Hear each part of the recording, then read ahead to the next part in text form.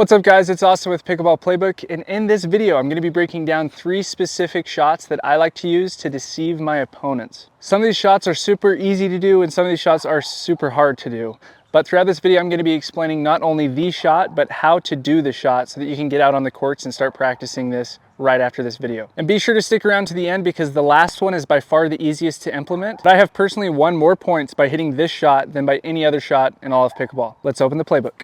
Deceptive shot number 1 is a backhand roll with a lob arc on it. Now this is probably a shot that you don't see a lot in rec play because if it's overused, players are just going to end up hitting overheads on the shot over and over again. But if you use it strategically, meaning maybe once every couple of games, you're going to end up hitting just winner after winner after winner. You can actually do this shot on the backhand side and on the forehand side, but during this video I'm going to be teaching you specifically how to do it on the backhand side. So when you're hitting this shot, the first thing that you want to do is make sure that you're in the right grip, and the right grip is going to be continental grip. The way that you find continental is you're going to turn your paddle on its side just like this. You're going to come down this flat bevel here. This is bevel number 1. You're going to move one bevel to your dominant side, over. And that's where you're going to put your index knuckle. Okay, so now that your index knuckle is there, you're also going to put the bottom corner of your palm on that same exact bevel. That's what's most important. You want to make sure that you're putting your bottom corner on that because you could hold it like this and your knuckle's still there. But if you can see from this side, it's not going to make much sense and it's going to be really difficult to hit a backhand and almost impossible to hit a forehand. So you want to make sure that that bottom corner is also on that second bevel. If you look at the paddle right here, bevel number 1, bevel number 2. That's the bevel that you're going to be on with both your knuckle and the bottom of your palm pad. Second thing that you're going to do with this shot is you're going to invert your wrist.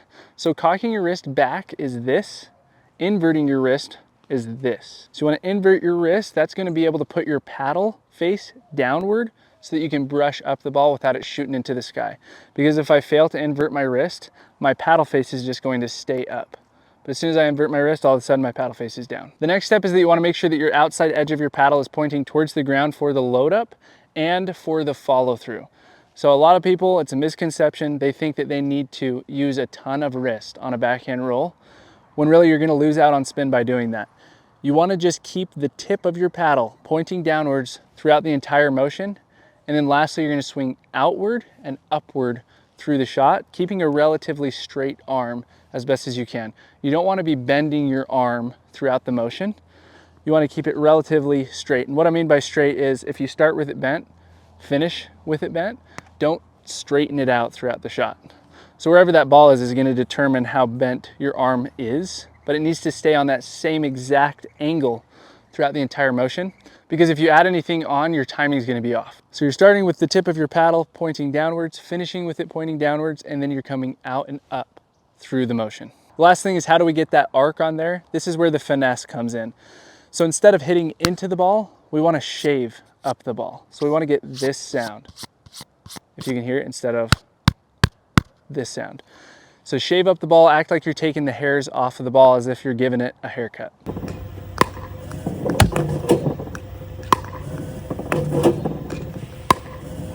The reason that this shot works so well is because when you're making contact with the ball, your opponents are losing the ball behind the net tape.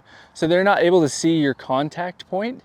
So then when you end up hitting it high, all of a sudden now their reaction is, oh, that ball's shoulder high, it's going way out. And then before they know it, by the time that they have time to react, they're like, oh crap, that was really slow. And it lands a couple feet from the baseline.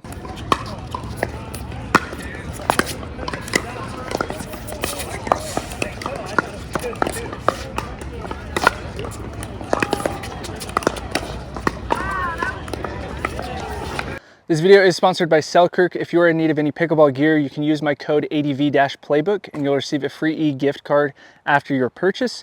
They just barely came out with this new paddle, which I absolutely love. This is the Vanguard Control.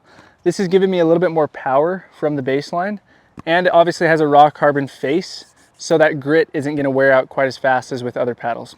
So I absolutely love it. If you wanna pick one of these up, again, my code is ADV-Playbook. You can use that code, help support the channel. Now back to the video. Okay, the next deceptive shot I've actually combined into 2 deceptive shots, so you get a 2 for 1. The first of the 2 is the Kyle Yates. For those of you that know Kyle Yates, he invented the shot and then he named it after himself, or someone named it after him because he invented the shot. I don't know how it worked. but it's an absolutely awesome shot. You're going for a backhand dink and you're acting like you're hitting it back cross court, and then all of a sudden you flip around and hit a forehand on your backhand side of your body. The way that you hit this shot is you obviously want to manipulate your opponents into thinking that you're hitting just a normal backhand dink back cross court. So you're going to load up for your backhand dink with both arms on the paddle. And it's actually going to be the same for the next shot that we're going to go over. But both arms on the paddle are loading up. And then last second, I'm not doing any forward motion. I'm just simply dropping my paddle and I'm cocking my wrist backwards. So now I'm actually cocking my wrist. I'm not inverting it.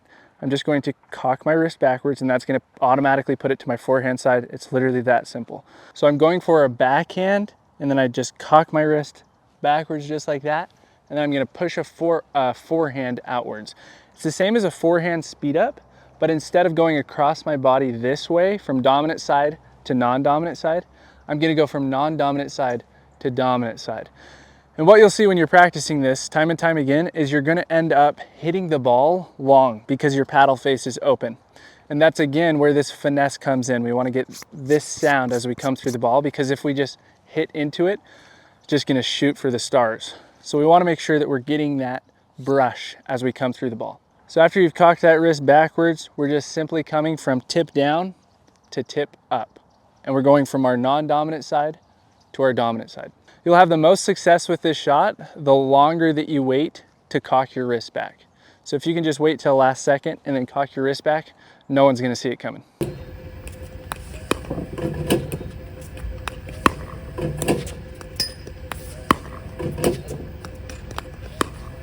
The first time that you do this, it's going to 100% be a winner if you have put in the time and practiced hitting it. So make sure that before you get in your reps and you're hitting the shot over and over again, because no one's going to see it coming. The second one that's very similar to the Kyle Yates is the Houdini. And instead of cocking your wrist backwards and hitting a forehand with your dominant arm, you're actually just going to hit a forehand speed up with your non-dominant arm. So this one's going to take quite a bit of practice, but once you get it down, you'll have it. You have the same exact load up with the shot. So both arms are on the paddle, both hands are on the paddle. Your dominant shoulder is pointing towards your opponents, and then you're simply acting like you're hitting a dink cross court. Your dominant arm detaches from the paddle, moves towards where you're not going, but acting like you're dinking cross court, while your non-dominant arm hits a forehand speed up the line. So a quick recap: step number one is to load up with both arms on your paddle. Step number two is to detach your dominant arm and act like you're hitting a backhand dink with it. And step number three is, as you are doing that all in one motion, you're going to move your non-dominant arm forward and hit a speed up with it. The most essential part about this is your head. Your head has to go where the ball's not going. So your head needs to go to where your dominant arm is acting like you're going, which is cross court. So my head is just going cross court as I hit this shot. Load, head goes cross court. Everybody's looking cross court until all of a sudden, whoa, the ball just got past me.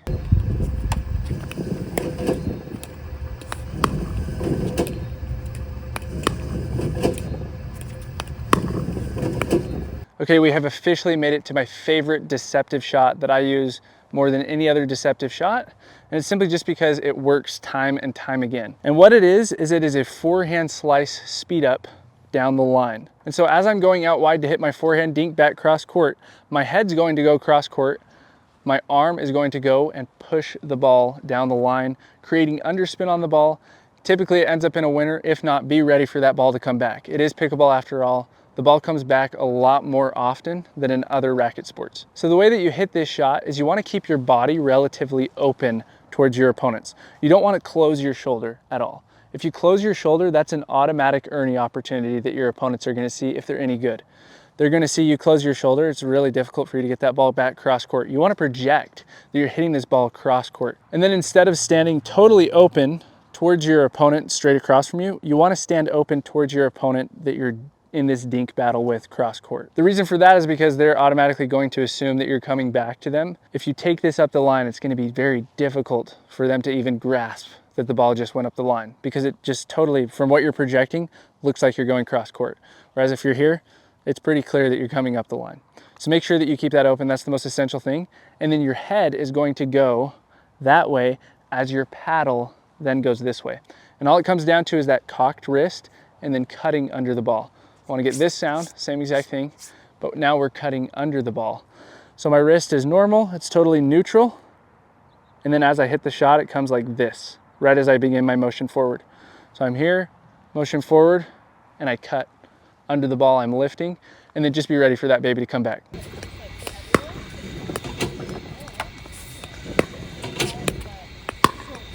This shot is going to be optimal for when you're dinking cross court, forehand to forehand, and most particularly, you're either hitting push dinks or underspin dinks, which is the vast majority of people, which is good. So you're hitting push dinks like this, they're not going to expect you to speed up off of an underspin shot.